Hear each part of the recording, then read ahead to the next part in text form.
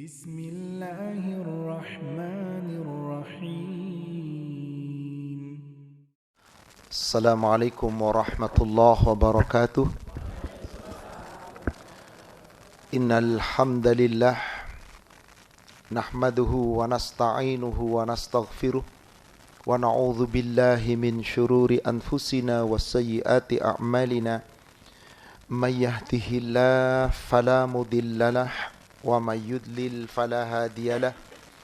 Ashhadu an la ilaha illallah wahdahu la syarikalah wa anna Muhammadan abduhu wa rasuluhu la nabiyya ba'da. Allahumma salli wa sallim wa barik ala Muhammadin wa ala alihi wa ashabihi ajma'in wa man tabi'ahum bi ihsan ila yaumiddin, amma ba'd. Ya ayyuhalladzina amanu taqullaha haqqa tuqatih wa la tamutunna illa wa antum muslimun. Ya ayyuhalladzina amanu taqullaha wa qulu qawlan sadida yuslih lakum a'malakum wa yaghfir lakum dhunubakum wa may yuti'illaha wa rasulahu faqad faza fawzan 'azima. Ma'asyiral muslimin wal muslimat rahimani wa rahimakumullah. Bapak Ibu para jamaah Masjid Taklim As-Sakinah dan Masjid Husnul Khatimah yang semoga dirahmati Allah. Alhamdulillah, pada pagi ini kita kembali diperjumpakan oleh Allah Subhanahu wa taala. Insyaallah kita masih melanjutkan tentang perjalanan panjang di yaumil akhir, dan kita masih membahas bab tentang jannah. Setelah kita membahas tentang nama-nama surga, kita sudah membahasnya pada pertemuan bulan yang lalu. Insyaallah pada pertemuan ini kita membahas tentang pintu-pintu surga dan nama-namanya. Tentu yang dikhabarkan oleh Allah melalui nabinya sallallahu alaihi wasallam. Ada yang mengatakan pintu surga itu ada 12. Ada yang mengatakan 7, ada yang mengatakan 8. Dari beberapa hadis memang seperti itulah. Tapi yang disebutkan oleh Nabi SAW secara mutlak adalah abwabal jannati tsamaniyah. Pintu-pintu surga itu ada 8. Insyaallah kita akan menguraikannya pada kesempatan pagi hari ini. Salawat serta salam semoga terlimpahkan, tercurahkan kepada Nabi kita Rasulullah Muhammad sallallahu alaihi wasallam. Semoga tercurah kepada seluruh keluarga, sahabat dan seluruh pengikutnya hingga yaumil akhir. Yang jelas saudara sekalian, setiap orang mukmin yang masuk surga, orang yang muttaqin, yang bertakwa masuk surga, pasti akan melalui pintu-pintu surga. Dan siapa saja yang berada di dalam surga, maka Allah memperbolehkan menempati di mana surga yang Dia inginkan. Mari kita buka sebagai muqaddimah surat Az-Zumar, surat 39. Ayatnya ayat yang ke-73 sampai ayat terakhir, ayat ke-75. Allah Subhanahu wa taala berfirman, A'udzu billahi minasyaitonir rajim. Wasiqal ladzina taqaw rabbahum ilal jannati zumara. Dan orang-orang yang bertakwa kepada Rabb mereka, maka Allah akan antarkan mereka ke dalam surga-surga berombong-rombongan. Hatta idza ja'uha wa futihat abwabuha, sehingga ketika rombongan orang takwa itu sampai di hadapan surga dan dibuka pintu-pintunya, di situ Allah menyebutkan futihat abwabuha, dibukakan pintu-pintunya, yaitu pintu-pintu surga. Maka kemudian para malaikat kemudian mengatakan, khazanatuha salamun alaikum tibtum fadkhuluha khalidin. Silakan kamu memasuki surga dari pintu-pintu surga ini, dan selamat sejahtera atas kalian, dan ini adalah ketetapan Allah, berbahagialah atasmu. Fadkhuluha khalidin. Masuklah kamu ke dalam surga melalui pintu-pintu surga itu, kekal di dalamnya. Maka apa yang diucapkan oleh penghuni surga di saat dia telah masuk surga? Ayat ke-74-nya. Wa qalul hamdulillahilladzi sadaqana wa'dahu wa awrathanal arda natabawwa'u minal jannati haitsu nasya'. Para penghuni surga setelah memasuki surga, ucapan yang pertama terucap adalah segala puji bagi Allah. Maka siapapun seorang hamba di dunia yang senantiasa banyak berzikir dengan mengucapkan kalimat hamdalah, alhamdulillah, setelah melakukan suatu kebaikan, setelah makan, setelah minum dan segala kegiatan mengucapkan alhamdulillah, pujian itu adalah pujian ablaghu tsana, sebaik-baik pujian yang paling Allah sukai. Dan pujiannya penghuni surga adalah alhamdulillah alladzi sadaqana, yaitu Allah yang telah membenarkan janjinya, wa'dahu, janjinya, wa awrathanal ardona tabawwa'u minal jannati haitsu nasya, dan yang telah mewariskan kepada kami surga, yang kami diperbolehkan menempati surga dimanapun yang kami inginkan. Ibu, bapak masuk ke hotel bintang 5. Ruangan mana yang bapak ibu masuki? Kamar mana? Yang paling cakep? Enggak kuat bayarnya. Standar room paling, Pak. Coba bapak ibu umroh, yang paling enak sekamar berdua suami istri atau yang berempat? Usak-usakan berempat, antri lagi. Sesuai dengan harga. Tetapi orang takwa diberikan oleh Allah, kalau kamu sudah di surga, silahkan. Allah wariskan surga di tempat mana yang kamu inginkan, silahkan. Subhanallah. Fanikma ajrul amilin. Itulah kenikmatan. Nikmat bagi balasan orang-orang yang beramal di dunia. Makin baik amalnya, tentu makin tinggi tingkatan surganya. Baik, saya cukupkan mukadimah di ayat ini. Kita lanjutkan sekarang tentang nama-nama surga, pintu-pintu surga. Saudara sekalian, kita meyakini bahwasanya surga adalah balasan tertinggi bagi hamba-hamba Allah yang beriman dan beramal saleh. Yang sudah kita sebutkan tingkatan-tingkatan surganya, nama-nama surganya. Sekarang kita akan membahas tentang pintu-pintu surga dan nama-nama pintu-pintu surga. Di dalam hadis yang diriwayatkan oleh Imam Bukhari dan Muslim dari sahabat Sahal bin Sa'ad, semoga Allah meridhoinya. Rasulullah SAW bersabda, "Fil jannati thamaniyatul abwab." Di dalam surga terdapat 8 pintu-pintu surga. Fiha babun yusammar Rayyan, di mana di dalam salah satu surga itu, di dalam salah satu pintu surga itu ada pintu surga yang disebut Ar-Rayyan. Untuk siapa itu? Hanya khusus untuk orang yang bersaum. La yadkhuluhu illa shaimun. Tidak ada yang bisa memasuki pintu Ar-Rayyan kecuali hanya orang-orang yang berpuasa.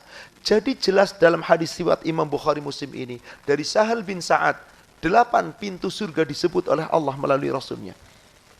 Di surga terdapat 8 pintu. Salah satu pintu disebut. Sekarang mari kita pelajari. Apa saja pintu-pintu surga itu? Untuk siapa pintu-pintu surga itu? Hadis sahih diriwayatkan oleh Imam Bukhari Muslim dari Abu Hurairah. Rasulullah SAW bersabda, semoga Allah meridhai Abu Hurairah. Man anfaqa zawjaini min syai'in minal asya' fi sabilillah. barang siapa yang menginfakkan sepasang kendaraan untuk dijadikan sebagai kendaraan fisabilillah. Sepasang kendaraan berarti 2 kendaraan. Kendaraan di zaman Nabi apa Bapak Ibu? Onta, kuda, keledai, apapun yang dia mampu. Siapa yang menginfakkan kendaraan, 2 kendaraan, dan itu dikhususkan untuk berjihad di jalan Allah, du'iya min abwab, akan dipanggil oleh Allah nanti di yaumil akhir untuk memasuki surga dari pintu-pintunya, yakni abwabul jannah. Yang dimaksud adalah pintu-pintu surga. Berarti ya pintu apa ini namanya? Pintu jihad. Kemudian dilanjutkan, ya Abdullah, hada khairun. Hai hamba Allah, inilah pintu surga yang kamu masuki. Inilah pintu yang hasil dari kebaikanmu di dunia ketika kamu berjuang di jalan Allah. Menginfakkan kendaraan dan hartamu untuk berjuang di jalan Allah. Inilah pintu surga. Masuki, ini karena kebaikanmu. Faman kana min ahli salat du'iya min babis salat. Siapa yang ahli salat dipanggil oleh Allah masuk dari pintu-pintu salat. Wa man kana min ahlil jihad du'iya min babil jihad. Siapa yang ahli jihad maka dipanggil dari pintu jihad. Wa man kana min ahli sedekah du'iya min babis sedekah. Siapa ahli sedekah dipanggil dari pintu sedekah. Wa man kana min ahli siyam du'iya min babis siyam, yakni babur rayyan. Siapa yang ahli puasa maka dipanggil dari pintu puasa yang disebut dengan pintu ar-rayyan. Ada berapa pintu di situ? 4 Rasul menyebutkan. 1 pintu apa? Orang yang sholat, biasa rajin sholat dipanggil dari pintu. Orang yang biasa berjihad dipanggil dari pintu. Orang yang biasa bersedekah dipanggil dari pintu. Dan orang yang biasa rajin puasa dipanggil dari pintu. 4 disebut oleh Allah melalui Rasulnya. Hadis sahih riwayat Imam Bukhari Muslim. Lalu katanya 8. Nah, Al-Qadi Al-Iyad rahimahullah mengomentari hadis ini. Dzakara Muslim fi hadzal hadis min abwab al-jannah 4. Di dalam riwayat Imam Muslim ada tambahan pintu-pintu surga selain 4 tadi ada 4 lagi. Wa zada khairuhu biqauti thamani, yaitu disebutkan 4 selain 4 yang tadi sebagai penggenap 8 pintu. Fadzakara minha, lalu disebutkanlah di dalamnya babut taubah, pintu tobat bagi orang yang banyak bertobat. Wa babul kadhimainin adzim, yaitu bagi orang yang kadhiminal ghaid, mampu mengendalikan marah, maka dipanggil dari pintu pengendalian amarah. Kemudian wabar robin, dan dari pintu-pintu ridha, orang-orang yang ridho dengan ketetapan Allah, orang-orang yang ridho dengan hukum Allah, orang yang ridho dengan takdir Allah, dipanggil dari pintu ridha. Wababul aiman, dan pintu kanan, pintu sebelah kanan, pintu golongan kanan. Alladzi yadkhulu minhu man la hisaba alaihi, yaitu pintu bagi orang-orang yang tidak dihisab atasnya, yaitu orang yang masuk surga tanpa. Jadi ada berapa pintu lagi di sini? 4. Apa pintu yang pertama tadi? Pintu orang yang banyak bertobat. Pintu yang kedua, pintu di mana orang-orang yang mampu mengendalikan amarah. Yang ketiga, pintu ridha. Siapa dia? Orang-orang yang ridho dengan takdir Allah, dengan ketetapan Allah, dengan keputusan Allah, dengan aturan Allah. Yang ketiga, yang keempat, pintu aiman, yaitu pintu bagi golongan kanan, yaitu khusus dimasuki orang-orang yang masuk surga tanpa. Dengan tambahan 4 pintu jadi berapa pintu?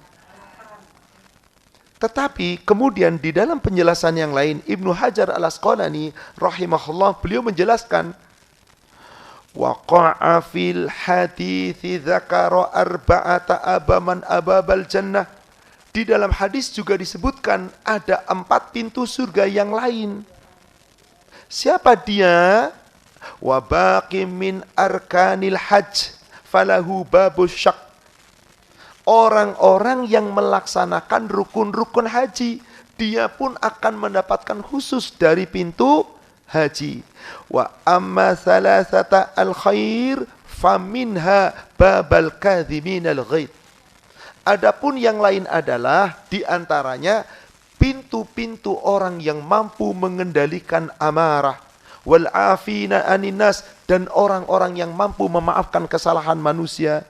Dan diantaranya pula babal aiman, pintu-pintu sebelah kanan, wa huwa bab, di mana pintu itu adalah bagi siapa? Mutawakkilina alladzi yadkhuluna minhu la hisab, yaitu orang-orang yang masuk surga tanpa hisab, alaihi, atasnya, wala adab, dan tidak pula diazab. Wa amma tsalis, dan adapun yang ketiga adalah fala alaihi babal dzikr, yaitu pintu surga bagi orang yang banyak berzikir. Berzikir karena kepada Allah. Wa in inda Tirmidzi, dan di dalam Imam At-Tirmidzi ada tambahan ma yaumi ilaihi wa yahtamila an yakuna babul ilm, yaitu orang-orang yang senantiasa mencari ilmu, maka dipanggil dari babul ilm. Ada tambahan berapa di sini? Ada tambahan berapa? Maka di sini ada tambahan lagi, yaitu apa tadi? 3. Apa yang pertama? Yang paling akhir ahli zikir. Yang pertama, kadhiminal ghaid sudah disebut tadi. Siapa lagi? Pintu sebelah kanan sudah disebut. Siapa? Orang yang banyak berzikir dan orang yang mencari ilmu. Jadi ada 2 tambahan. Jadi berapa? 2 dong. Kan kadhiminal ghaid sudah tadi. Oh, orang yang berhaji ya, Fan. Yang berhaji, yang berzikir, yang mencari ilmu. Jadi tambahan jadi berapa? 11. Betul? Baik. Lalu juga terdapat hadis tentang babul walid, pintu berbakti kepada orang tua, dari Abi Darda. Hadis ini telah disahkan oleh Imam At-Tirmidzi. Apa itu? Al-walidu awsatu abwabil jannah. Orang tua adalah pintu surga yang berada di tengah-tengah yang paling tinggi. Fa in syi'ta fa asi dzalikal babu ahfadhu. Maka barang siapa yang mau, silahkan ia menjaganya, yaitu berbakti kepada orang dengan tambahan 1 jadi berapa? Baik. Hadis yang paling sahih riwayat Imam Bukhari Muslim ada berapa tadi? 4. Apa yang disebutkan? Pintu sholat, 2 pintu-pintu jihad, 3 pintu sedekah, 4 pintu puasa. Sedangkan yang lain tadi ada 4, ada 8 adalah yang kaziminal ghaid, babul aiman, babur radin, babur taubah, kemudian apa lagi? Babul walid, babul hajj, babul zikr, babul ilm. Sesungguhnya ini semuanya termasuk di dalam 4 kesatuan. Termasuk di dalam 4 kesatuan. Yang 4 itu ditambahkan dengan 4 yang pertama menjadi 8. Kenapa? Karena orang-orang yang jujur, yang benar, yang mencari ilmu, pasti akan berbakti kepada orang tua, pasti akan melaksanakan rukun haji, pasti akan mampu mengendalikan amarah. Jadi yang pasti disebut oleh Rasul hanya 4. Adapun Rasul menyebutkan dalam hadis 8. Kita perlu pusing-pusing mikirin yang 4 enggak? Gak usah. Gak usah pusing. Dah, yakini pintu surga ada 8. Tapi Al-Quran menyebutkan surga ada pintu-pintunya. Berapapun jumlah pintunya terserah Allah. Tapi dalam hadis-hadis yang sahih, yang selalu disebut oleh Rasulullah adalah thamaniyya abwab. Surga itu ada 8.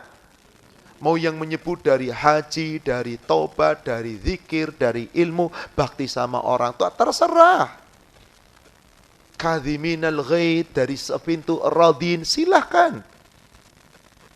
Gak perlu dipertentangkan. Kenapa? Saya buatkan contoh.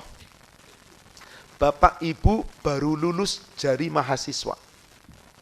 Dari Bapak Ibu terpilih 10 orang pilihan dari laki-laki, 10 pilihan dari perempuan yang cum laude diterima di perusahaan besar dan mendapatkan posisi bagus dengan gaji besar.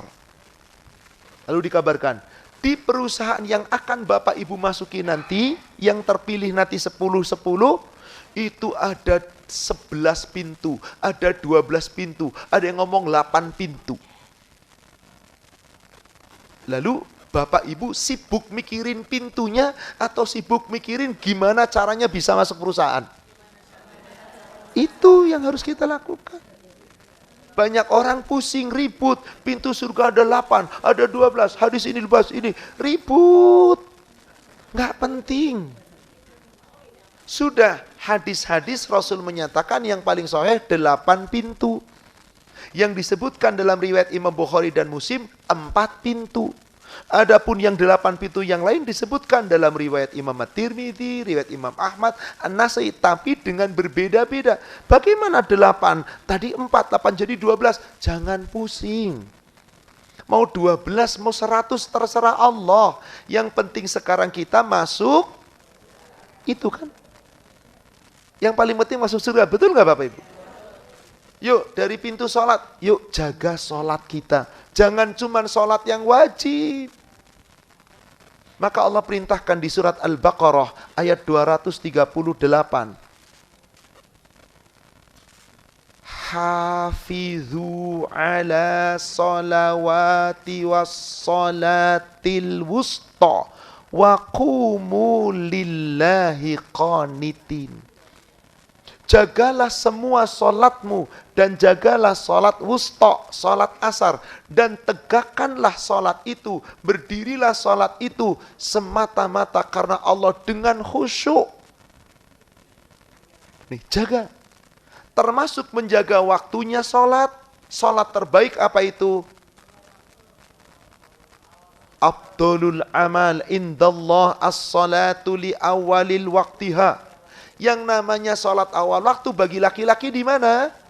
Masjid. Jaga sholatnya di masjid. Maka hanya orang-orang yang iman kepada Allah dengan benar, yang takut kepada Allah, yang mampu memakmurkan masjid. Berarti dia menjaga sholatnya. Di surat At-Taubah, surat 9 ayat yang ke-18. Allah subhanahu wa ta'ala berfirman, Innama ya'muru masajidallah man amana billahi wal yaumil akhiri wa aqamus salah wa atuz zakah wa lam yahsha illallah fa asa ulaika ayyakunu minal muhtadin. Sesungguhnya yang berhak untuk memakmurkan masjid-masjid Allah adalah orang yang benar-benar iman kepada Allah, orang yang benar-benar iman kepada hari akhir, orang yang tetap menegakkan salat, menunaikan zakat, yang tidak takut kepada siapapun, kecuali takut hanya kepada, yuk kita jaga. Saum kita jaga yang wajib, yang sunnah.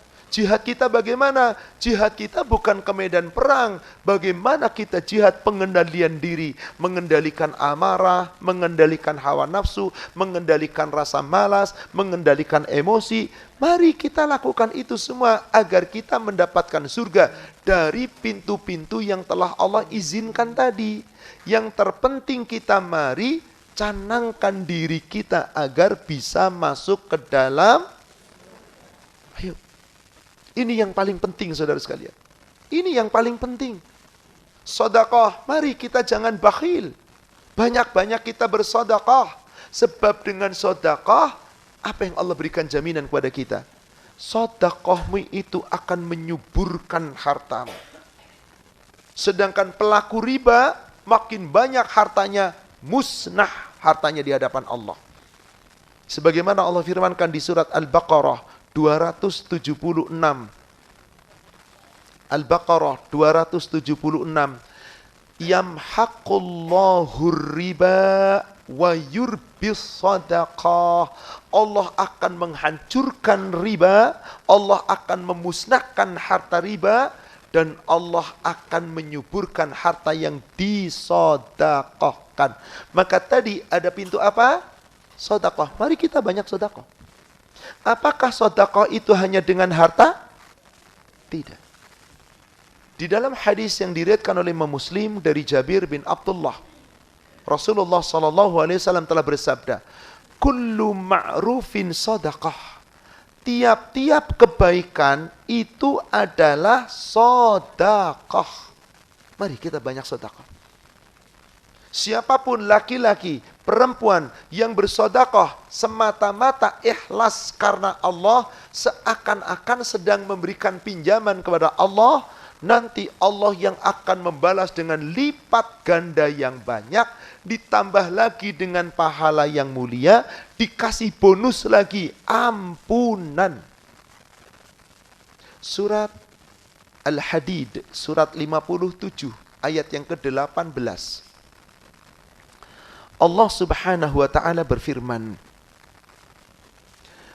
Innal musaddiqina wal musaddiqat. Sesungguhnya laki-laki yang bersedekah dan perempuan yang bersedekah. Wa aqrabullaha qardhan hasana.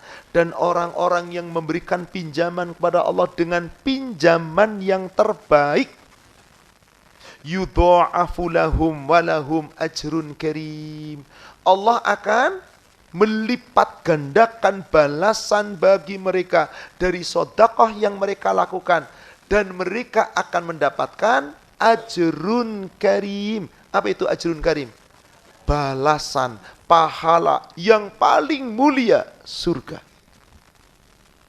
Karena di samping balasan pahala yang mulia, dilipat gandakan kembaliannya, Allah berikan jaminan pula ampunan. Surat 64 At-Taghabun ayat yang ke-17.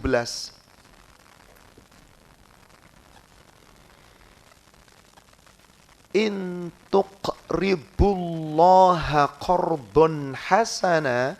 Jika kamu mau memberikan pinjaman kepada Allah dengan pinjaman yang baik, yudha'ifhu lakum wa yaghfir lakum.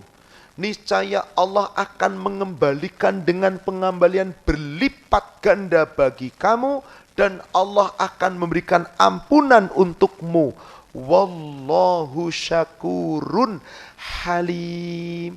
Dan Allah itu maha mensyukuri atas segala perbuatan hambanya. Allah itu halim, maha menyantuni atas seluruh hamba-hambanya.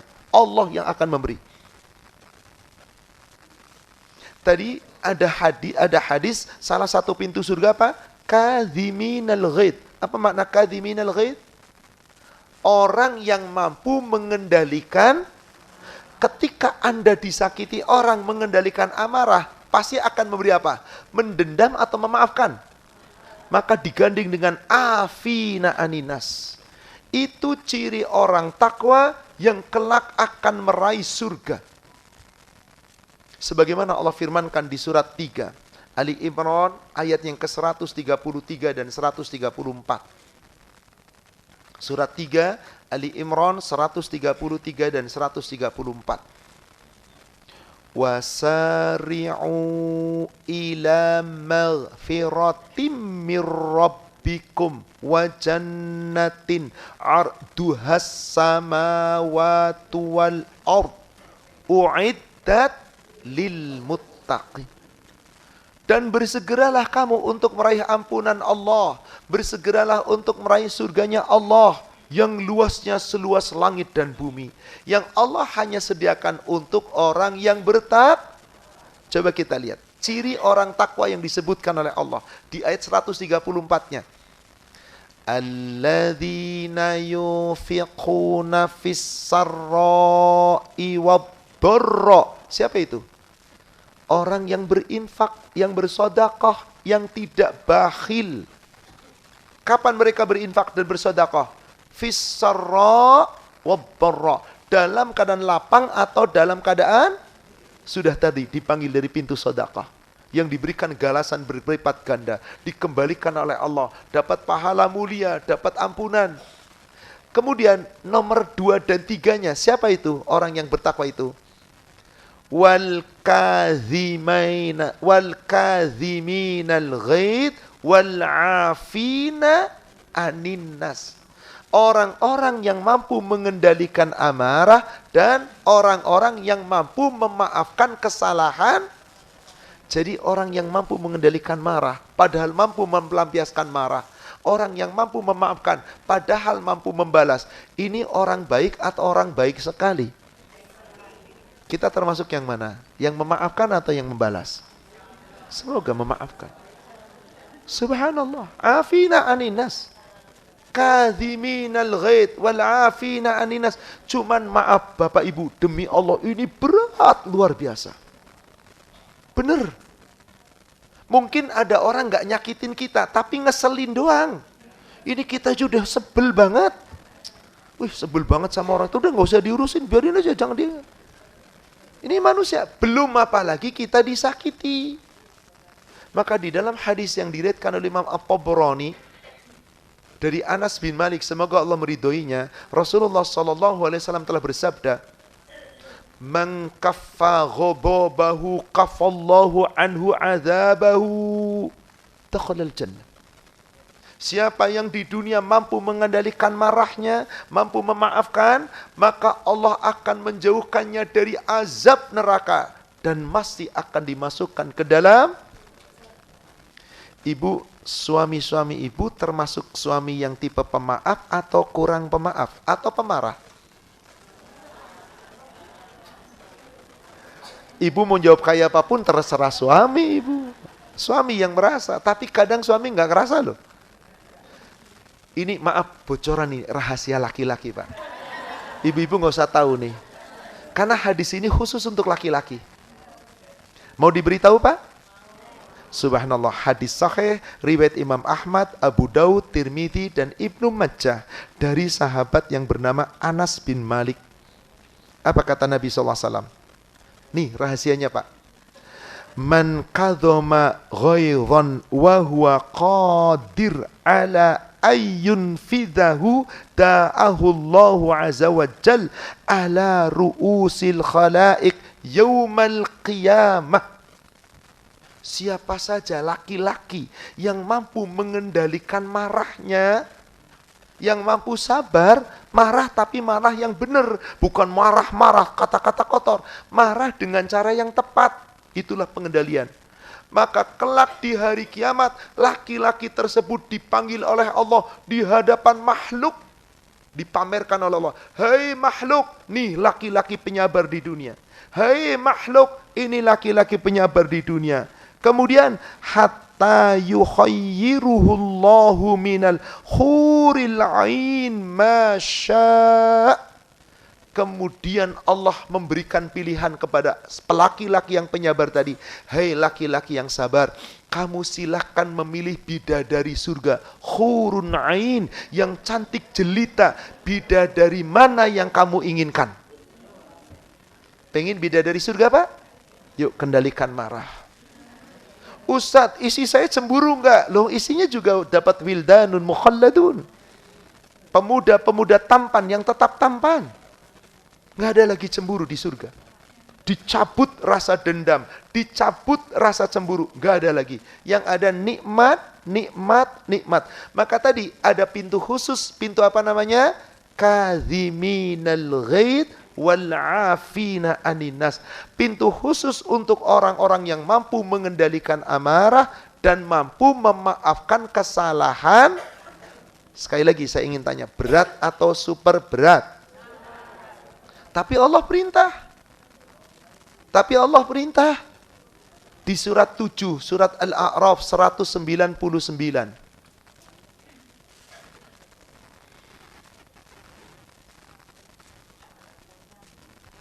Khudhil afwa wa'mur bil urf wa'arid anil jahilin. Jadilah pemaaf dan wa'mur bil urf, senantiasa perintahkan untuk selalu berbuat baik. Wa'arid anil jahilin. Kalau ada orang-orang jahil, dah biarin aja. Tinggalkan, jangan dilayani. Kalau ada komentar nggak enak, nggak usah dikomentari, udah diem aja, deh tinggalin. Maaf, kadang-kadang ibu kalau dikomentari seseorang yang nggak enak, kira-kira gimana, Bu? Rasanya pedes banget kalau nggak ngomong. Udah, nggak usah dipikirin. Tapi dia komentarnya gitu terus, biarin. Apa rumusnya? Coba perhatikan surat 23 ayat 96. Anda dikomentari miring, sementara Anda nggak miring, tenang apa nggak? Kalau Anda nggak tenang, berarti jangan-jangan miring Anda. Sudahlah. Apa kata Allah di ayat itu? Idfa billati hiya ahsanus sayyi'ah nahnu a'lamu bima yasifun. Tolaklah perbuatan jahat orang kepada kamu dengan perbuatanmu yang lebih baik. Tapi orang itu jahat banget, menyifati saya begini dan begitu. Biarin, nahnu a'lamu bima yasifun. Kami Allah yang mengetahui tentang apa yang mereka sifatkan. Kamu disifati buruk, tapi kamu tidak buruk. Tetap nilaimu di sisi Allah baik. Kamu buruk, disifati sejuta manusia baik. Tetap di sisi Allah buruk. Pengen mana Bapak Ibu? Baik di sisi Allah atau baik di sisi manusia? Ya pengennya sih dua-duanya. Tapi kadang-kadang manusia mensifati buruk. Sudahlah, nggak usah dipikirin. Dah, lupakan. Kalau dipikirin setan masuk. Ayo terus. Emang dia itu gitu tuh. Terus. Meskipun pada hakikatnya manusia ini diberi kesempatan oleh Allah, jika disakiti boleh Surat 42. Surat Asy-Syura ayat 39 dan ayat 40. Walladzina idza asabahumul baghyu hum yantasirun.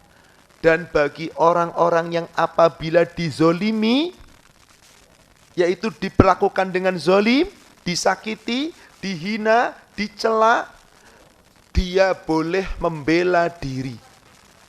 Apa maksudnya membela diri? Surat 42 ayat 39 dan ayat 40. Yang dimaksud membela diri di ayat 40-nya. Wa jazaa'u sayyi'atin sayyi'atum mithluha. Balasan keburukan yang ditimpakan kepada kamu, boleh kamu membalas setimpal dengan balasan itu. Setimpal dengan perbuatan itu. Jangan melampaui batas. Tapi sama, Anda tidak berdosa. Hatinya puas. Tapi nggak bakal akur selamanya. Coba, yang Allah inginkan apa di ujung ayatnya? Faman afa wa aslaha fa ajruhu 'alallah innahu la yuhibbudz zalimin. Siapa yang disakiti orang mampu memaafkan, mampu mengendalikan marah, dan terus berbuat baik, maka mendapat pahala dari Allah. Pengen pahala atau pengen balas Bapak Ibu? Teori lagi ngaji, pahala, prakteknya enggak. Coba prakteknya di luar sana, wah panas hatinya. Sudahlah. Subhanallah, ini tawaran surga Bapak Ibu. Pintu-pintu surga Anda masuki. Di mana Allah memberikan tawaran ini? Kepada siapa? Siapapun umat Nabi Sallallahu Alaihi Wasallam yang ingin memasukinya. Yuk, kalau begitu untuk meraih surga, berlomba-lombalah kita sekarang. Dengan apa yang kita mampu lakukan. Termasuk diantaranya berarti kalau orang saling memaafkan berarti tidak bermusuhan. Bapak Ibu tahu nggak pintu surga dibuka oleh Allah berapa kali dalam sepekan? 2. Kapan? Berapa kali dalam setahun? Ya kalikan berapa pekan setahunnya? Ditambah 1 di bulan Ramadan. Berarti selama 1 bulan. selama 1 bulan di bulan Ramadan, plus setiap Senin dan Khamis di setiap pekan. Kan sahih hadisnya riwayat Imam Bukhari Muslim. Idza dakhala Ramadan futihat abwabul jannah. Apabila telah masuk Ramadan, selama Ramadan berarti dibuka pintu-pintu. Maka di bulan Ramadan banyak pintu-pintu kebaikan yang kita bisa masuk melalui pintu surga tersebut. Kemudian di dalam riwayat Imam Muslim dari sahabat Abu Hurairah ada tambahan di situ. Qala Rasulullah sallallahu alaihi wasallam, semoga Allah meridhai Abu Hurairah, Rasulullah sallallahu alaihi wasallam telah bersabda, "Tuftahu abwabul jannati yaumal itsnain wa yaumil khamis."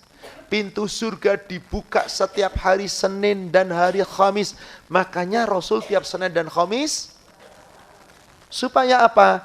Di hari itu pintu-pintu surga sedang dibuka. Dimaafkan oleh Allah dosa-dosa seorang hamba.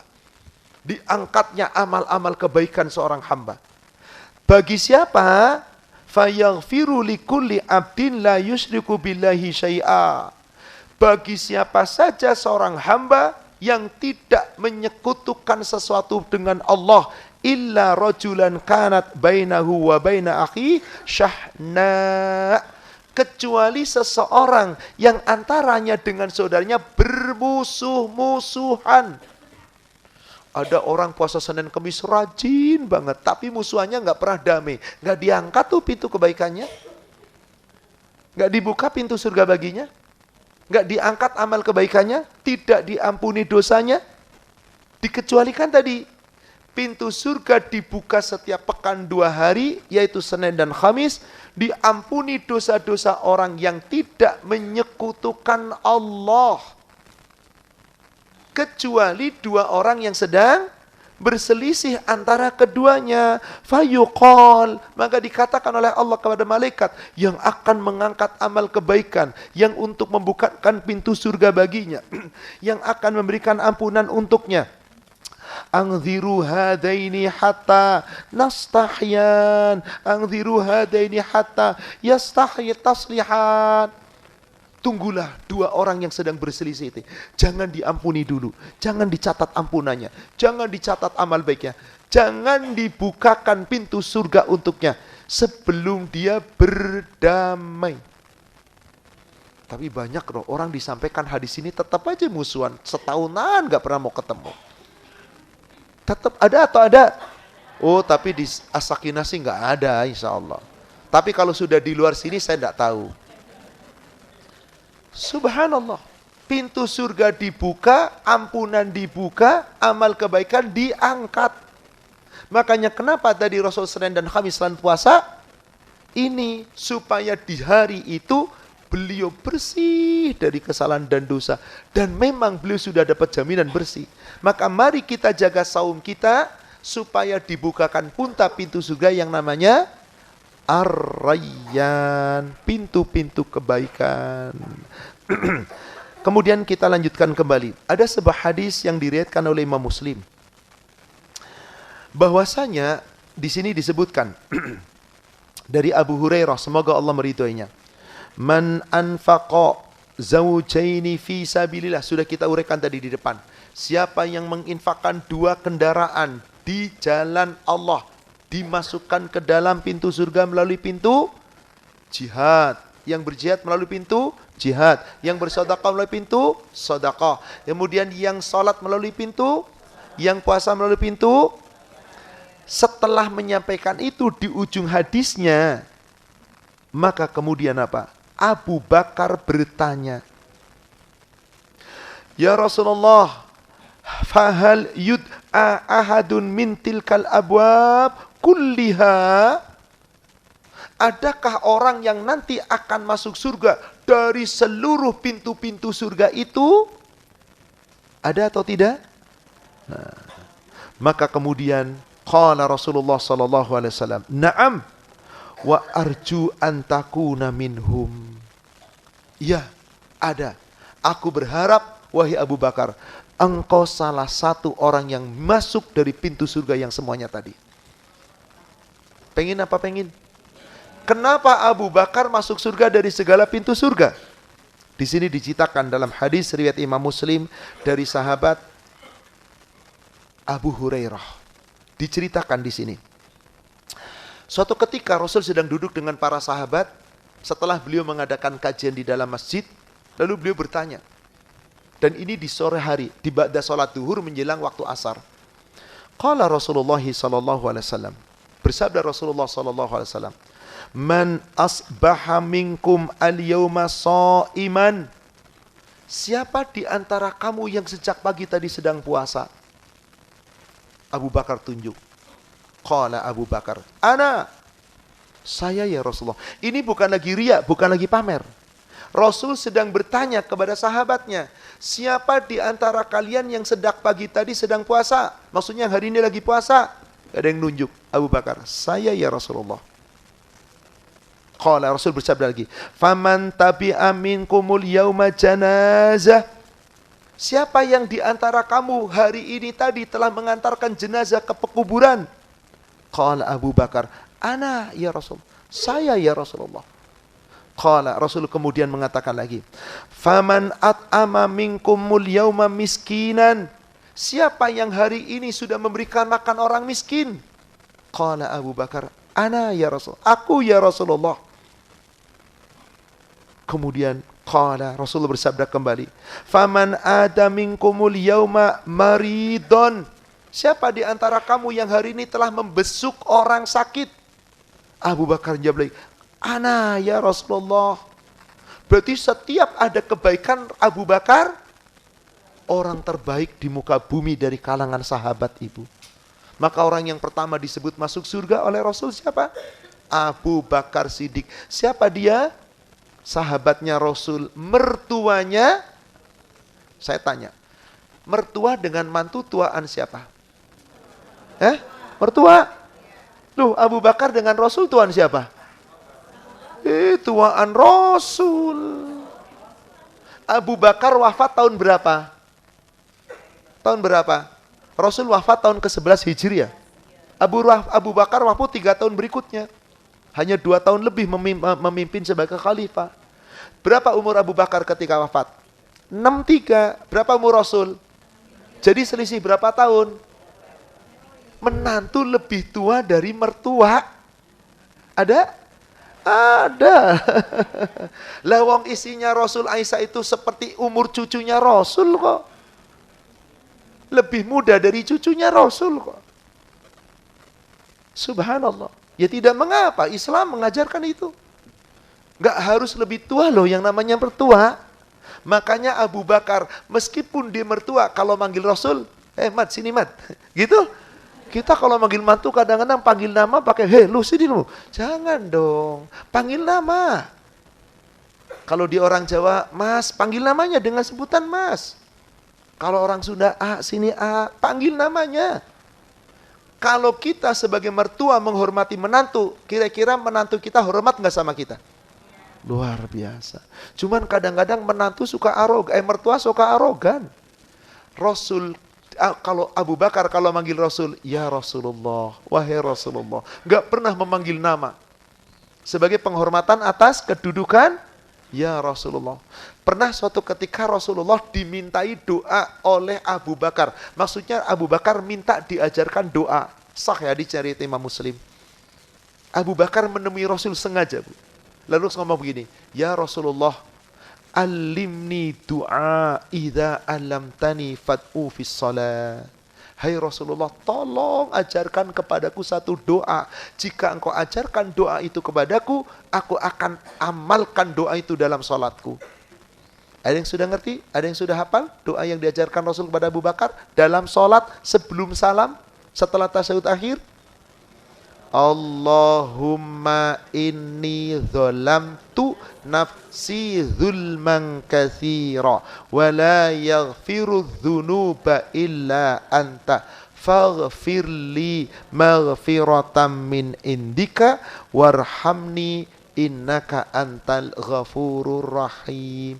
Beliau sudah dapat jaminan surga, masih doa minta ampun seperti ini. Tiap sholat, baik itu sholat fardu maupun sholat sunnah, mohon ampun kepada Allah supaya bisa meraih surga. Kembali tadi dari hadis yang diriwayatkan oleh Imam Muslim. Siapa yang pada hari ini saum? Saya. Siapa yang hari ini tadi memberi sedekah? Saya. Siapa yang hari ini telah mengiringi jenazah? Saya. Siapa yang hari ini tadi dalam keadaan menjenguk orang sakit? Saya. Apa kata Rasulullah SAW kemudian setelah mengatakan itu? Faqala Rasulullah SAW, majtama'na fi amri illa dakhalal jannah. Barang siapa yang mampu mengumpulkan kebaikan-kebaikan tadi, niscaya akan masuk surga. Bahkan tadi bisa masuk surga dipanggil dari sisi mana saja dia masuk, dipersilahkan. Singkatnya, Bapak Ibu jamaah sekalian yang semoga dirahmati Allah. Bagaimana caranya agar kita bisa masuk surga melalui pintu surga yang 8, yang dari pintu mana saja kita bisa masuk surga? Baik, pertama, saya akan menyebutkan beberapa hadis. Yang pertama, orang yang memiliki akidah yang benar. Hal ini berdasarkan hadis yang diriwayatkan oleh Imam Muslim dari Ubadah bin Samit. Bagaimana sabda Nabi SAW? Semoga Allah meridhoinya. Ubadah bin Samit, Rasulullah SAW bersabda, "Man qala ashhadu an la ilaha illallah." Barang siapa yang telah mengucapkan kalimat syahadat, asyhadu an la ilaha illallah wahdah, dan tidak ada sekutu baginya, la syarikalah. Allah yang Esa, Allah yang Ahad, Allah yang Tunggal, yang tidak ada sekutu baginya. Wa anna Muhammadan abduhu wa rasuluh, dan bersaksi bahwasanya Muhammad hambanya dan utusannya. Wa anna Isa Abdullah wa ibnu amatihi, dan bahwasanya bersaksi Isa itu hambanya Allah dan hamba dari perempuannya Allah. Wala kalimatuhul qaha ila Maryam, dan kalimat Allah yang disampaikan melalui Maryam. Wa ruhum minhu, dan ruh yang Allah tiupkan melalui Maryam. Maksudnya meyakini Allah itu Ahad, Muhammad utusan Allah dan hambanya Allah, meyakini Isa bukan Tuhan. Isa itu adalah hambanya Allah, dari hamba perempuannya Allah, dari kalimatnya Allah, dari ruh yang Allah tiupkan kepada Maryam. Berarti Isa anak manusia, hanya tidak punya bapak. Kemudian setelah itu, wa annal jannata haqqa, sesungguhnya surga itu benar adanya. Wa annan narul haqqa, dan sesungguhnya neraka itu benar adanya. Adkhuluhullahu min ayyi ababil jannati thamani sya'. Maka dipersilahkan oleh Allah nanti masuk surga dari pintu-pintu surga yang 8, dari mana yang dia inginkan. Jadi siapa ini yang bisa masuk surga dengan melalui pintu 8 pintu surga? Orang yang akibadah benar, akidahnya dijaga betul-betul, jangan pernah menyekutukan Allah. Kedua, disebutkan di dalam hadis yang diriwayatkan oleh Imam Ahmad juga dari sahabat Ubadah bin Samit. Semoga Allah meridhoinya. Rasulullah SAW bersabda, "Man abdallah la yusyriku bihi syai'a." Siapa saja hamba Allah yang tidak menyekutukan sesuatu dengannya, wa aqamus shalah, yang mendirikan salat, wa ataz zakah, yang menunaikan zakat, wa sami'a wa ta'a, dan mendengar dan mentaati para pemimpin, fa annallaha ta'ala yudkhiluhu min ayyi ababil jannati sya', maka Allah akan memasukkannya dari pintu-pintu surga yang 8, yang dari mana saja dia masuk, dipersilahkan. Jadi orang yang sholatnya ditegakkan, zakatnya ditunaikan, dan mentaati pemimpin dengan sebenar-benarnya, bagi pemimpin yang mentaati Allah dan Rasul, maka dipersilahkan masuk surga dalam keadaan dari mana saja dia inginkan. Ketiga, hadis sahih riwayat Imam Bukhari dan Muslim dari Umar bin Khattab. Ma min ahadikum yatawadda, siapa saja di antara kamu, seorang di antara kamu yang berwudu, fayasbighil wudu, kemudian menyempurnakan wudunya. Summa qal, setelah selesai berwudu kemudian berdoa, Ashhadu an la ilaha illallah wahdahu la syarikalah wa ashhadu anna Muhammadan abduhu wa rasuluh. Apa itu doa apa? Setelah, tapi diawali dengan apa? Wudu sempurna, kemudian setelah wudu sempurna baca syahadat. Ashhadu an la ilaha illallah wahdahu la syarikalah wa ashhadu anna Muhammadan abduhu wa rasuluh. Futihat lahu abwabal jannati thamaniyah yadkhulu min ayyi syaa'. Allah bukakan pintu-pintu surga yang 8, dari pintu mana saja yang dia inginkan, dipersilahkan. Mau Bapak Ibu? Yang keempat, ini khusus bagi wanita. Tadi khusus bagi laki-laki, yaitu apa? Sabar, kendalikan marah, jangan gampang marah. Apa tadi pilihannya Pak? Di samping boleh masuk dari 8 pintu surga, termasuk juga boleh milih bidadari. Ini khusus bagi perempuan ini. Rahasianya untuk laki-laki nggak usah tahu. Perempuan aja yang tahu. Hadis sahih yang diriwayatkan oleh Abdurrahman bin Auf dan juga oleh Abu Hurairah, di mana Nabi SAW telah bersabda, "Idza shallat mar'atu khamsaha."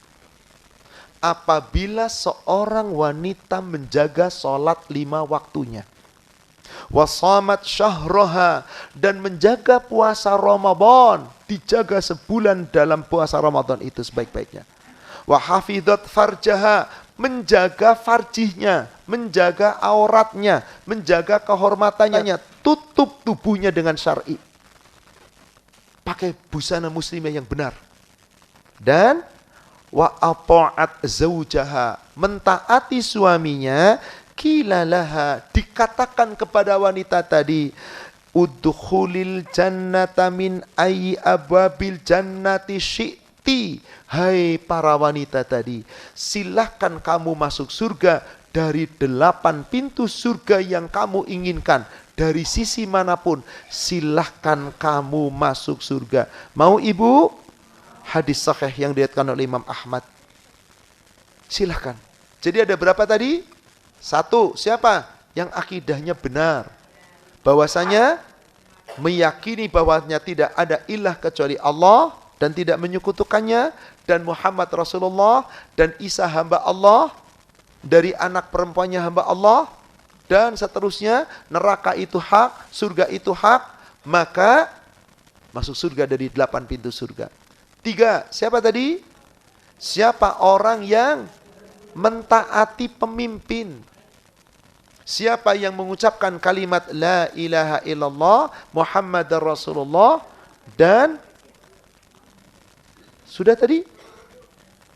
Enggak, kan pertama yang akidahnya benar. Kedua yang mentaati pemimpin. Iya kan?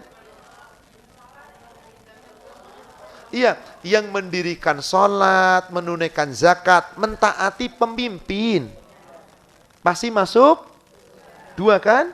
Yang ketiga, siapa yang berwudu sempurna, kemudian mengucapkan doa, Ashhadu an la ilaha illallah wahdahu la syarikalah wa ashhadu anna Muhammadan abduhu wa rasuluh, pintu surga yang 8. Lalu yang keempat siapa tadi? Para wanita.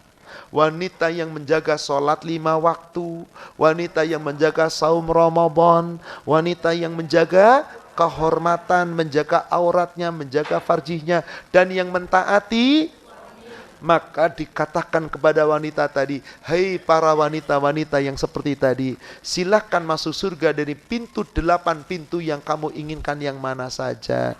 Yang paling berat dari 4 yang mana, Bu? Kata suami yang jawab, taat sama suami katanya. Bukan kata saya, ini jawaban dari suami ini, Bu. Ya memang, maka salah satu kebanyakan wanita masuk neraka kemana, Bu? Durhaka sama suaminya, tidak mensyukuri nikmat suami, suka ngungkit-ngungkit pemberian suami. Kalau dikasih banyak, dipeluk, dicium, makasih, makasih. Kalau kurang, sebel. Cemberut terus, janganlah. Inilah dia pintu-pintu surga. Yang 8, nama-namanya, tadi diperselisihkan, ada yang mengatakan 12, ada yang mengatakan 8, ada yang mengatakan 7. Intinya Rasul menyebut 8. Apa saja namanya? Yang sudah pasti adalah pintu jihad, pintu sholat, pintu sedekah, pintu puasa. Adapun yang 4 lagi terserahlah, mau 12 boleh, mau berapa boleh, terserah Allah. Tapi Rasul selalu menyebut abwabal jannata samaniyah, 8 pintu surga yang boleh dimasukinya. Dengan apa tadi caranya? Yuk berakidah benar. Jangan menyekutukan Allah. Yakini Isa itu bukan anak Tuhan. Dan yakini surga itu ada. Yakini neraka itu ada. Yuk kita sholat 5 waktu. Zakat ditunaikan. Taat kepada pemimpin selama pemimpin itu tidak memerintahkan maksiat. Yang ketiga, jaga wudhu kita sebaik-baiknya. Lalu berdoa setelah wudhu setulus-tulusnya. Dan yang keempat, wanita-wanita yang menjaga sholatnya, saumnya, farjihnya, dan mentaati suami.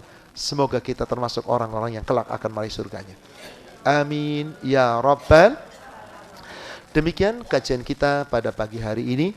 Dengan demikian, surga insya Allah satu sesi lagi kita khusus membahas tentang nikmatnya.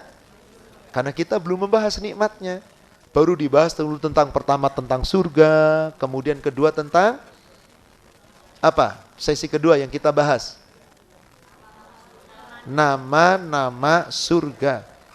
Segala tingkat-tingkatannya. Kemudian yang sekarang, nah pintu-pintu surga. Insya Allah kita akan membahas pada sesi keempat, nikmatnya surga. Seperti apa Allah gambarkan dalam Al-Quran, seperti apa Rasul gambarkan dalam hadis. Insya Allah kita akan uraikan pada perjumpaan yang akan datang di bulan depan. Insya Allah. Silakan, masih ada waktu, kita beri kesempatan para Bapak Ibu untuk bertanya. Saya berikan kesempatan untuk Bapak dulu, silakan Pak.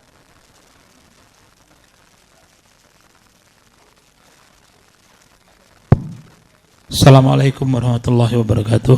Waalaikumsalam warahmatullahi Pak Ustadz, tadi telah menjelaskan macam-macam surga dan kita tidak perlu terlalu concern dengan itu. Yang penting kita bisa masuk surga begitu, kita berusaha.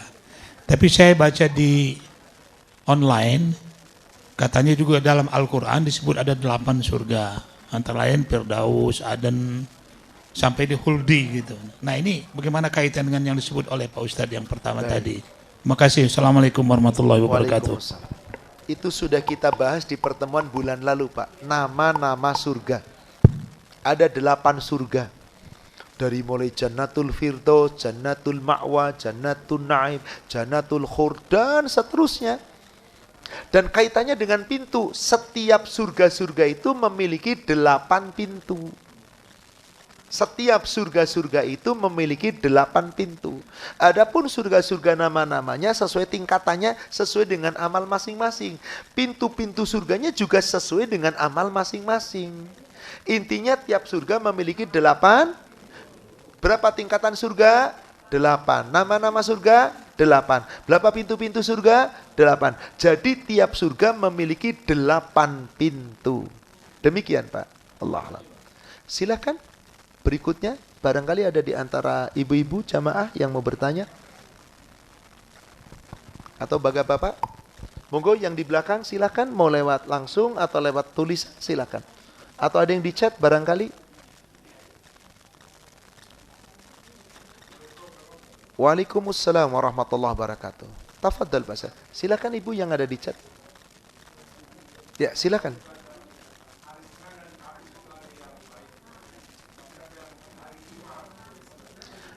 Saya tidak mengatakan hari Senin, hari Kamis hari yang baik Pak. Di dalam Islam semua hari baik.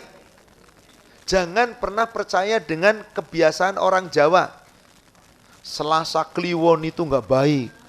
Jangan mulai usaha di hari Selasa Kliwon. Sabtu Pahing itu enggak baik. Itu pahit. Jangan bisnis di hari Sabtu. Jangan itu tidak ada. Sama sekali tidak ada. Apalagi Jumat Kliwon, awas itu hantu gentayangan, itu hantu kuburan pada keluar. Bapak, yang disebut tadi oleh Rasul, pintu surga dibuka tiap Senin dan Kamis. Pintu surga dibuka tiap setahun, tiap di bulan Ramadan. Maka Rasul Shallallahu Alaihi Wasallam senantiasa Senin dan Kamis puasa. Kenapa? Ingin supaya di hari ketika dapat ampunan dari Allah, amal-amalnya diangkat, ketika dibukanya pintu surga, itu amal-amalnya menyebabkan dirinya akan masuk surga. Maka beliau menjaga akhlaknya, kata-katanya, perbuatannya. Sebab orang yang sedang saum biasanya jaga apa-apa? Anggota tubuhnya, lisannya, matanya, telinganya, dan perbuatannya. Maka itulah, maka Rasul perintahkan kita saum Senin dan jadi Senin Kamis itu bukan hari mulia, hari utama, bukan. Keutamaannya dibuka pintu surga adanya Senin Kamis. Tapi kalau hari yang paling mulia dalam satu pekan apa Pak? Jum'ah, tidak bisa diragukan. Hari berkumpul jami dan tidaklah akan terjadi hari kiamat kecuali terjadi hari Jum'ah. Maka hari Jumat itu adalah Sayyidul Ayyam. Penghulunya hari-hari di mana di situ kumpul. Maka orang-orang Arab liburnya hari apa Pak? Untuk apa? Ibadah, umroh, sholat, ibadah dengan getol. Kalau kita liburnya hari apa? Nah, untuk apa? Bukan untuk ibadah, jalan-jalan, ya boleh-boleh saja. Jadi Jum'ah itu adalah penghulunya hari, pemimpinnya hari yang paling utama. Senin Kemis bukan keutamaan, tapi dibukanya pintu surga, diangkatnya amal-amal anak Adam. Silakan tadi yang pakai chat. Adik saya tidak suka sama saya karena ditegur via chat WhatsApp dengan baik-baik agar tidak keluar malam. Tapi dia tidak mau balas chat saya sampai sekarang. Apa saya termasuk orang yang bersisi itu Ustadz? Tidak. La yuhillu mri'in muslim liyahjura akhihi fawqa thalas. Sahih riwayat Imam Bukhari Muslim. Tidak halal bagi seorang muslim memusuhi, bermusuhan, bertengkar dengan saudaranya sesama muslim lebih dari 3. Siapa yang paling baik? Yang memulai salam. Dia sudah meminta maaf, dia sudah mulai salam, tapi dia mutus, nggak mau ngechat lagi. Ya sudah ibu. Gimana caranya? Ibu datangi, kasih hadiah. Maaf ya kesalahan saya. Insya Allah dulu. Sudah Ustadz bolak-balik tapi tetap ya sudah, dia berkeinginan seperti itu. Kita tetap menyampaikan, kita tetap baik, kita tidak memutus silaturahim. Biarlah dia. Yang penting kita doakan. Semoga Allah memberikan hidayah. Wallahu a'lam. Ada lagi? Silakan. Barangkali di chat. Dari Zoom silakan.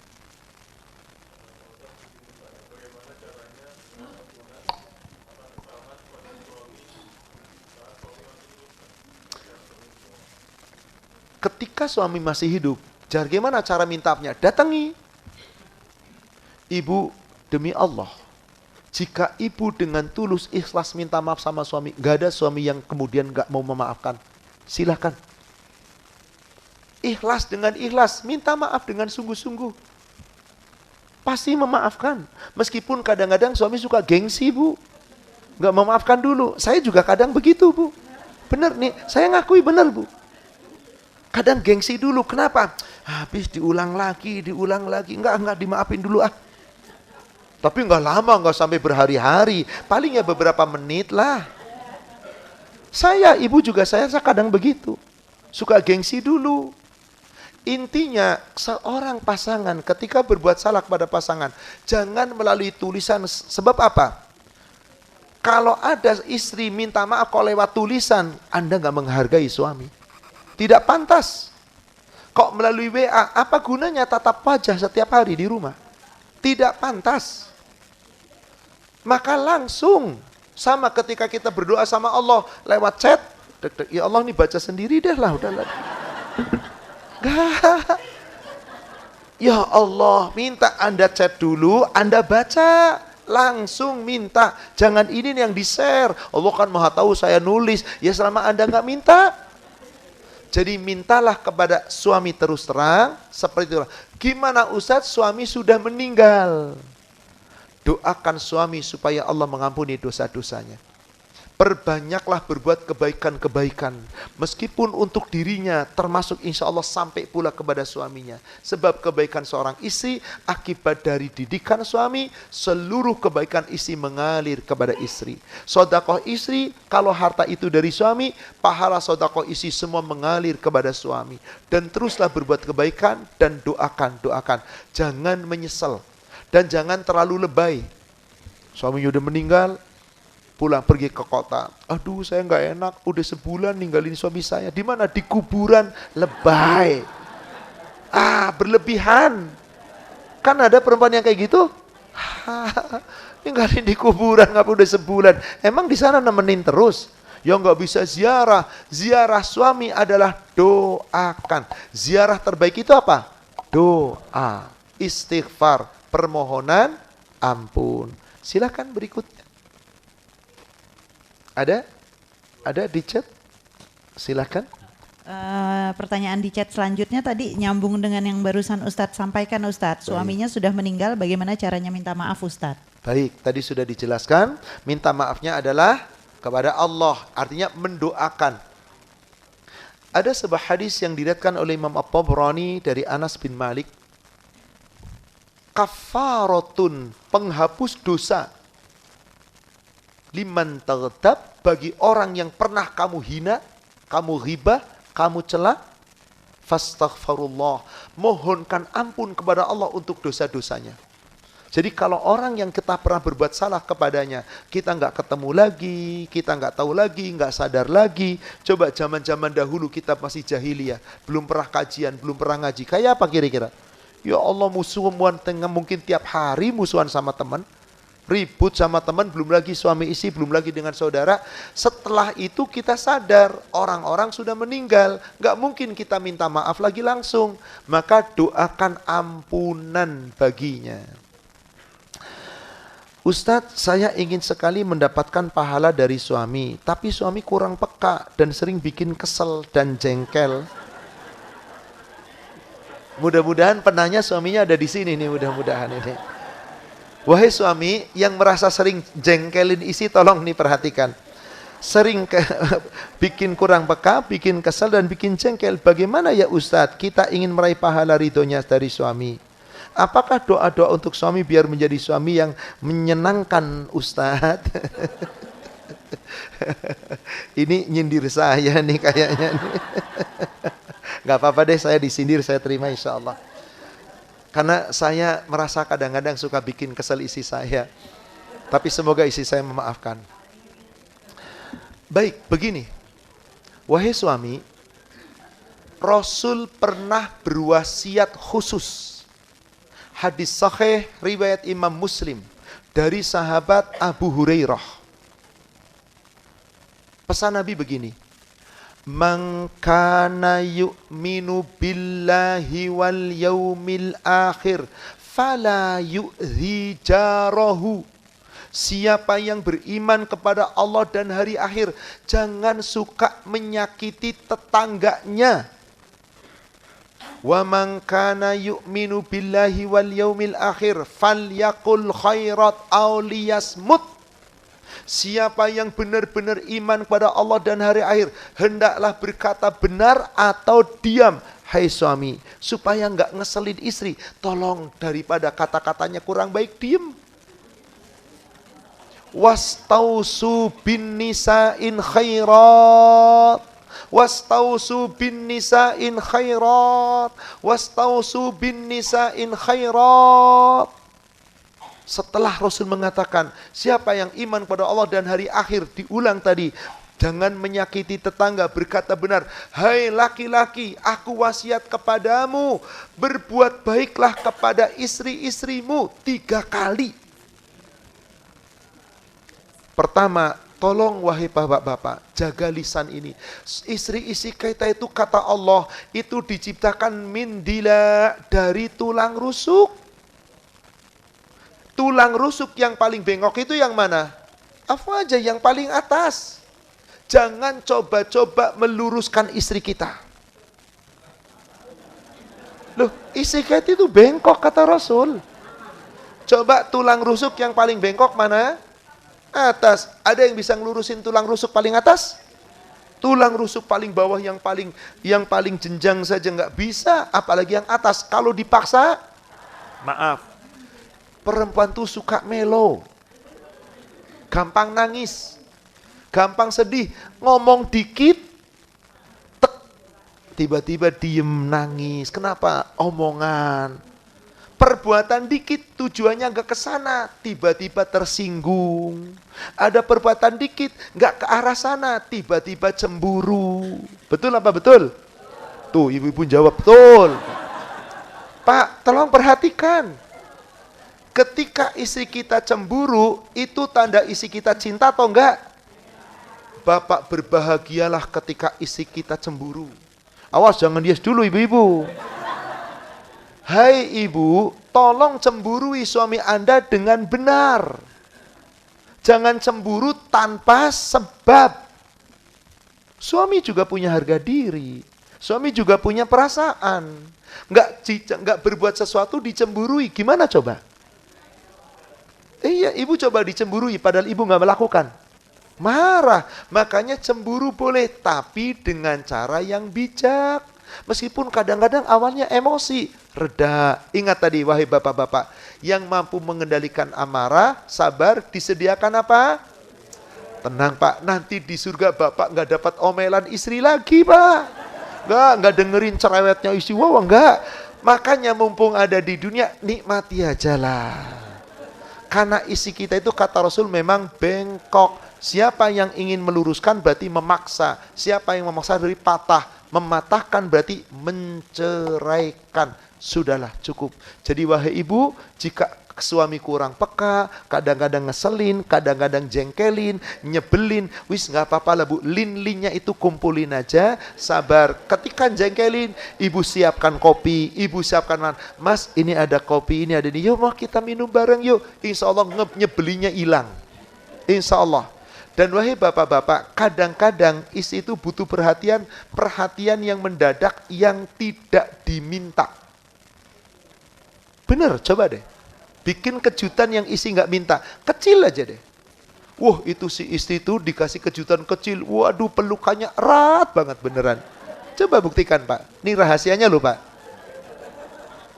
Cuman istrinya udah pada denger ya. Coba bapak maaf nih pak nih. Beli sekuntum bunga, harganya paling 10.000. Pulang-pulang kerja, istriku ada sekuntum bunga tuh. Waduh pak, dipeluk udah. Harga nggak sampai 50.000. Aduh, kayaknya melo amat Ustadz, kayak romantis amat. Lu dengan istri sendiri kok. Bapak ibu, tahukah bapak bagaimana sikap Rasul kepada Aisyah? Rasul usianya ketika itu berapa tahun? 53 tahun. Menikah dengan Aisyah umur berapa tahun? 6 tahun. Sebelum hijrah. Tapi Rasulullah mengembalikan Aisyah kepada Abu Bakar dan ibunya. Karena belum baligh.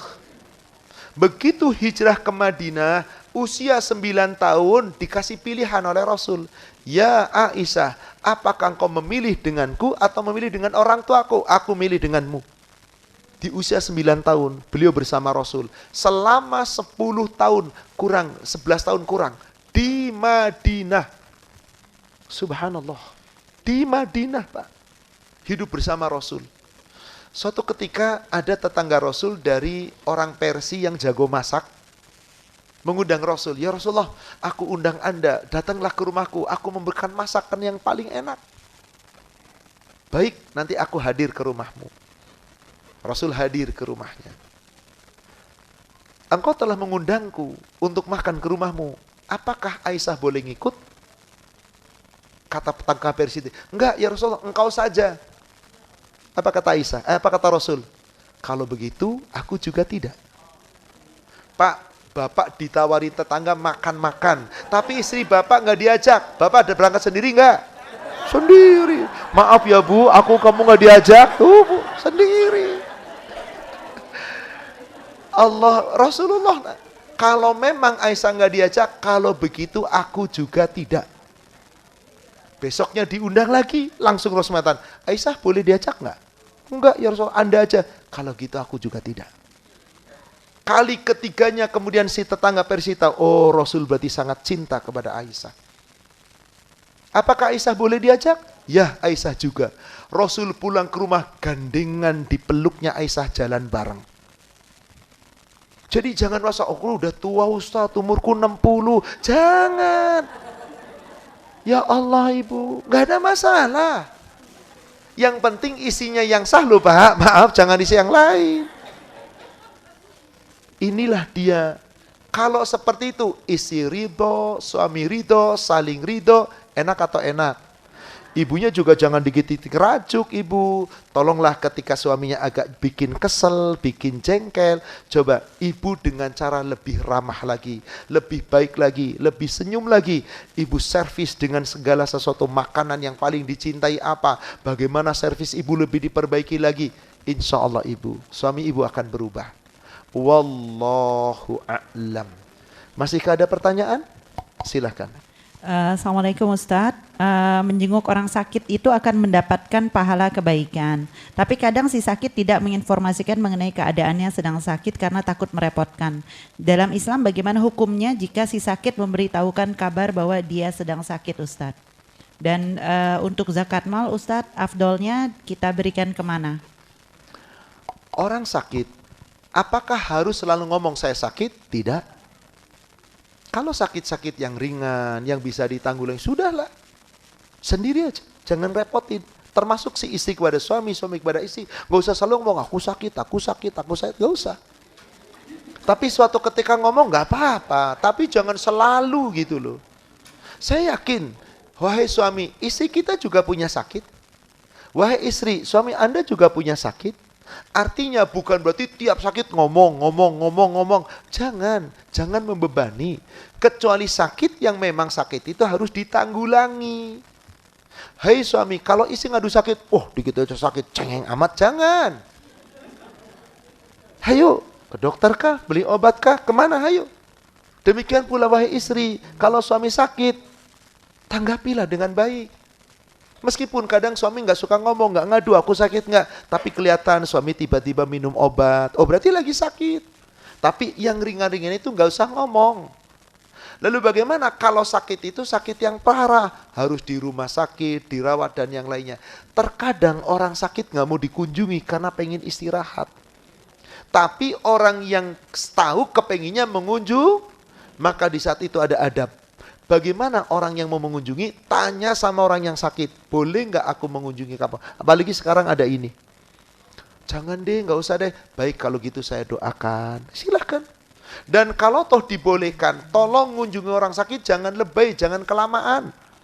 Sakit kamu apa ini nih? Udah stadium berapa? Hati-hati loh, tetangga saya stadium 4 itu nggak lama mati loh. Ya nakut-nakutin, jangan. Gimana cara Nabi? Gak usah lebih dari 5 menit, cukup 2 menit, 3 menit, bubar. Apa yang diucapkan? La ba's, tohurun insyaallah, syafaqallah. Gak apa-apa sakitmu, insya Allah menjadi penggugur dosa-dosamu. Semoga Allah menyembuhkanmu, semoga Allah memberikan yang terbaik untukmu. Terima kasih, saya pamit dulu ya. Sudah, 2 menit. Ini bawa makanan, si sakit di sana, ini ngobrol ketawa-ketawa. Mentang-mentang rumah sakitnya di VIP. Jangan begitu, cukup. Adapun orang yang sakit tidak mengabarkan, tidak mengapa. Adapun yang tahu bahwa ada orang sakit, jangan langsung mengunjungi. Kecuali kalau itu family dekat, silakan saja. Rata-rata orang kadang-kadang pesan, tolong jangan diberitahukan. Itu adab yang terbaik. Kemana kita mengeluh? Innama ashku bathi wa khuzni ilallah. Sesungguhnya aku mengeluh segala keluhanku kepada Allah, dan doakan saja dari jarak jauh. Ustadz, kan ada hadis, siapa yang mengunjungi orang sakit yang dengan ikhlas, maka sepanjang dia di dalam perjalanannya sampai pulang lagi, seakan berada di taman-taman dari taman surga yang penuh dengan buah-buahan, boleh dipetik sampai kapanpun sepanjang kamu pulang ke rumah. Sebelum pulang ke rumah, sahih, hadis riwayat Muslim. Tapi artinya bukan wajib harus selalu mengunjungi. Jika kita tidak tahu ya bagaimana lagi? Apakah yang sakit tidak dosa? Insya Allah tidak. Pertanyaan kedua apa tadi? Zakat mal itu untuk siapa? Silahkan nanti dibuka di surat At-Taubah surat 9 ayat 60. Ada 8 mustahik zakat. Fakir, miskin, mu'amil, mu'allaf, gharim. Terus riqab, fisabilillah, wabnas sabil. Fakir, miskin, amil, orang yang mengurus zakat, mu'allafata qulubuhum, orang-orang kafir yang sedang dilunakkan hatinya memeluk Islam, kemudian gharim untuk orang yang berhutang, riqab untuk orang memerdekakan budak, dan fisabilillah orang yang berjuang di jalan Allah, wabnas sabil dan orang-orang yang sedang dalam perjalanan yang kekurangan bekal dan yang lainnya. Wallahu a'lam. Ada lagi? Silahkan. Pertanyaan terakhir Ustadz. Ustadz masih mengenai suami istri. Apabila istrinya sudah menikah lagi nih Ustadz, suami sudah meninggal. Lalu istrinya mendoakan untuk suaminya, apa doa itu sampai? Itu pertanyaan yang pertama. Yang kedua, lalu sang istri ini sudah berpisah dengan suami keduanya karena dizolimi. Bolehkah sang istri meminta kepada Allah agar dikumpulkan bersama suami pertamanya di surga? Ini terlalu lebay nih istri yang kayak gini nih. Baik.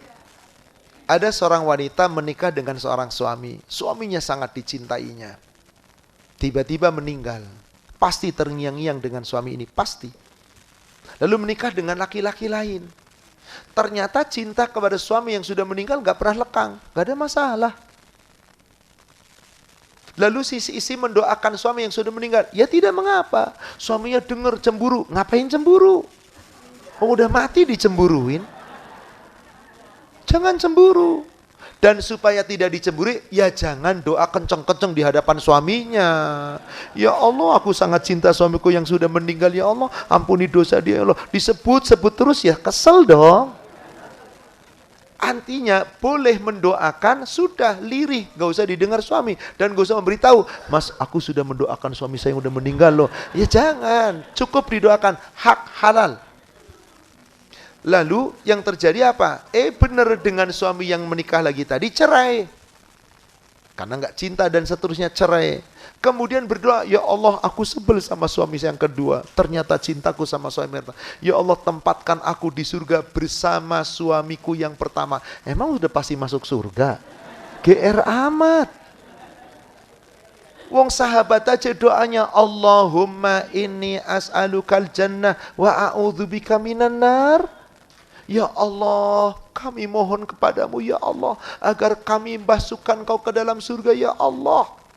Dan agar kami dijauhkan dari neraka ya Allah. Enggak pede tuh sahabat, bahasanya pasti masuk surga. Ini perempuan pede amat ya. Ya Allah tempatkan aku di surga dengan suamiku. Janganlah, dulah mintalah surga.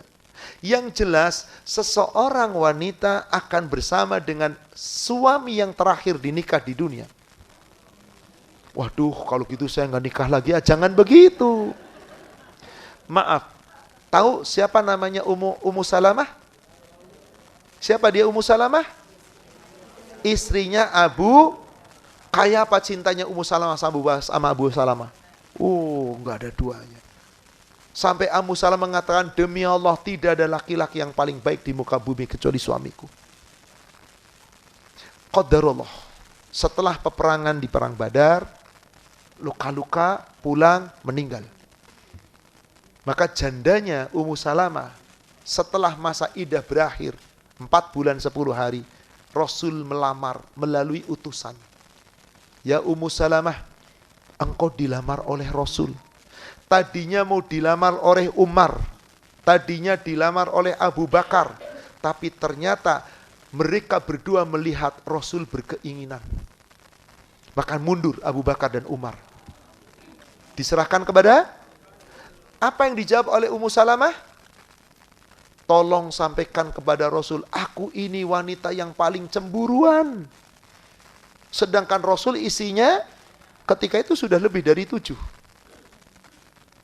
Aku cemburuan, bagaimana mungkin? Dan aku memiliki anak yatim dari Abu Salamah. Itu titipan yang aku akan dewasakan, aku akan urus upaya masuk surga.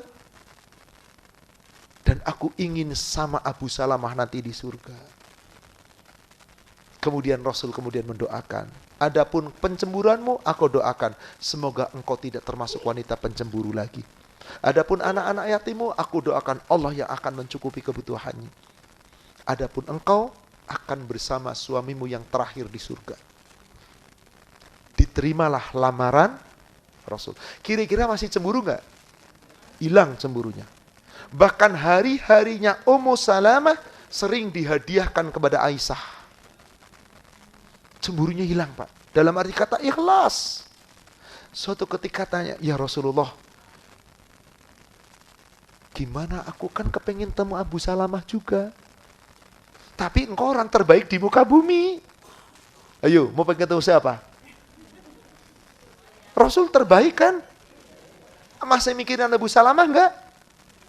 Tadinya mikir pengen dengan Abu Salamah. Maka tanya, engkau telah mengatakan ya Rasulullah, seorang istri bersama dengan suami yang paling terakhir di nikah. Maka nanti aku akan bersama Rasulullah. Tapi aku bisakah ketemu dengan Abu Salamah? Jangan engkau pikirkan surga kayak di dunia. Jadi ibu tadi itu yang minta berdoanya diketemukan di surga dengan mikirin dunia sih. Surga itu subhanallah. Sudah kita bahas di pertemuan pertama. Bagaimana nikmatnya surga? A'dadtu li ibadiyas salihin ma la ainun ra'at wa la udhunun sami'at wa la khadara ala qalbi bashar. Hadis sahih riwayat Imam Bukhari Muslim dari Abu Hurairah dan Abu Sa'id Al-Khudri. Aku telah menyediakan surga bagi hamba-hambaku yang soleh. Nikmatnya surga belum pernah dilihat oleh mata di dunia. Nikmatnya surga belum pernah didengar oleh telinga di dunia. Nikmatnya surga belum pernah terbayang di hati sanubari dan pikiran manusia di dunia. Jadi nikmatnya surga apa? Nikmat tak terbaik. Dah gak usah mikirin suami terakhir. Pikirnya gimana caranya kita masuk. Dah pasti nikmat nanti. Contoh maaf nih ibu-ibu ketika masih remaja, baru usia SMP, SMA. Kalau udah jatuh cinta sama laki-laki gimana? Waduh, giliran direbut perempuan lain. Waduh, giliran ketemu laki-laki lebih baik. Dilirik lagi nggak dia? Boro-boro dilirik. Ntar kalau dia di surga lihat wildanun muhalladun, ya Allah. Pemuda-pemuda tampan yang tetap tampan. Bu, subhanallah nikmat. Tapi ketemu dengan suaminya enggak? Semuanya ketemu. Dan Allah pasti akan menggembirakan setiap penghuni surga dengan pasangan-pasangannya ketika di dunia. Jadi pernah nikah dengan 4 suami. Ketemu Bu, kalau suaminya ke surga semua. Iyalah, kalau suaminya enggak ke surga, ketemu. Coba buka suratnya, surat 43. Surat Az-Zukhruf, surat 43.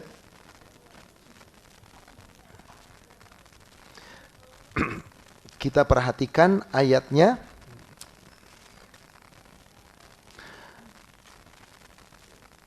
Dari ayat 68 sampai ayat 70. Ya ibadi la khaufun alaikumul yawma wa la antum tahzanun. Hai hamba-hambaku, baik laki-laki atau perempuan, pada hari ini, yaitu ketika kamu sudah berada di surga, hari itu tidak ada lagi ketakutan bagi kamu, tidak bersedih hati. Bu, suami ibu tiba-tiba jalan sama perempuan lain, sedih hati enggak? Begini langkahi mayatku. Ya, ada yang sampai begitu, katanya begitu, Bu. Enggak ada sedih hati, Bu. Karena nikmat-nikmat dari Allah.